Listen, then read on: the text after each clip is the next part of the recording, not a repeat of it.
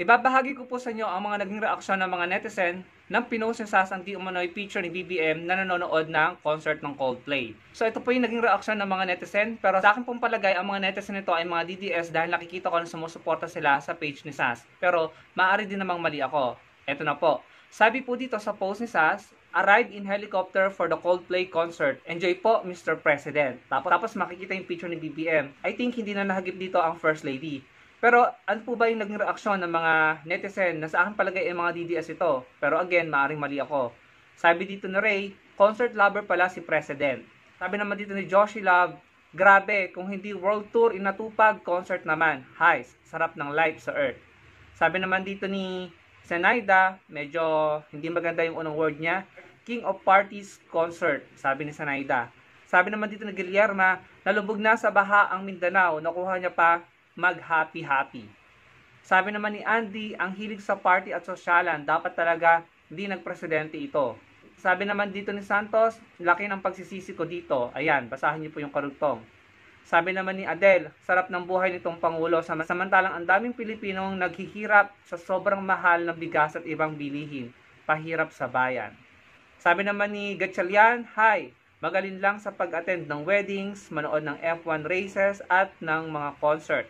Nabanggit ni Gatchalian yung wedding. May nakita akong post ni Jason sa about wedding. Ang sabi niya dito, mahilig lang talaga silang mag-attend ng high-profile wedding o naisipan lang bigla kaya fly agad. Hindi ko naman sinasabi na pinaparinggan or pinapatamaan ni Jason sa si BBM, no? Hindi ko sinasabi yan. Pero, nakita ko yung post na yan after kong mabalitaan na si BBM ay umattend ng kasal ng prinsipe ng Brunei. Ayan po, no? Again, hindi naman natin sinasabi na sinabi yan or pinatama yan ni Jason sa kay BBM, pero nabasa ko po ang post na yan after kong makita ang balitang si BBM ay umattend ng kasal ng prinsipe ng Brunei.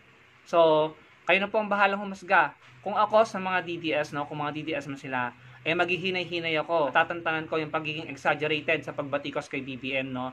Dahil kung dati ang sinasabi ng gobyerno, sabi dito, Philippine government won't cooperate with ICC on Duterte drug war probe. Yun yung dating sinasabi nila. Tapos ito pa, dati sabi, Remulla says Philippines won't engage with ICC any longer. Pero nagbago yan. Ito na yung naging balita, no, nung mga nakaraan. From top stance, Remulla now says ICC cooperation needs serious study. Tapos ito yung pinaka-latest, Philippines to okay ICC drug war probe in country if legal process meant. Tapos, sabi dun sa balita, we're not here to stop them because if they are not doing anything illegal, there's nothing wrong with that. Ayan po ay ayon kay DOJ Secretary Crispin Remulla. Ayan. Sabi pa, if they are getting statements, they are getting evidence, it's okay. According po yan kay Justice Secretary Remulla. So, nag-iba po talaga ang tono. At sa tingin ko nga, marami nagsasabi na naandito na yung ICC. So, hindi ko alam kung napapansin ito at nararamdaman ito ng mga DDS, no? Na sa akin po palagay, ito opinion lang, no? Opinion lang ito. The more na binabatikos sa mga DDS, no?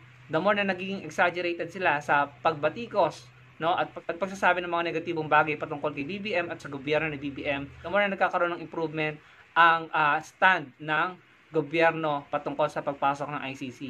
Ayun na nga po yung latest, no? Na tila gusto nang i-welcome ng Pilipinas ang ICC. Eh, sinong iimbestiga ng ICC? Yung mga sinusuportahang politiko ng mga DDS. Bago ko tapusin ang video na ito, gusto ko lang sabihin, gusto ko yung sinabi ni Attorney Leni Robredo, no? Non-verbatim ito, pero ito po yung pagkakaunawa ko.